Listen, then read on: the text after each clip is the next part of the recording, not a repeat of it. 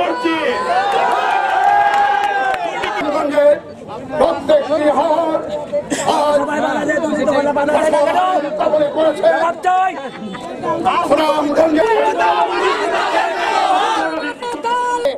গ্রেপ্তার করে আইনের আওতায় এনে গণ আদালতে শাস্তির ব্যবস্থা করা হোক। সুনামগঞ্জ জেলাকে দুর্গত এলাকা করা হোক। আপনি সুনামগঞ্জকে দুর্গত এলাকা ঘোষণা করুন। কালো হাত মানুষদেরকে নিয়ে এক ভয়ঙ্কর ষড়যন্ত্র চলছে। আমরা দাবি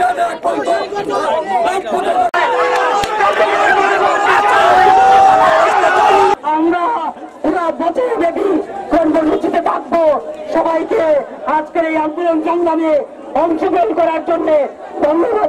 আমাদের এই আন্দোলন করতে গিয়ে আমাদেরকে অনেকে বলেছে আন্দোলন অফিস আমরা ঘেরাও করতে চেয়েছিলাম, কিন্তু সরকারি বাহিনী আমাদেরকে এখানে আটকে দিয়েছে এবং আমাদের আন্দোলন চলমান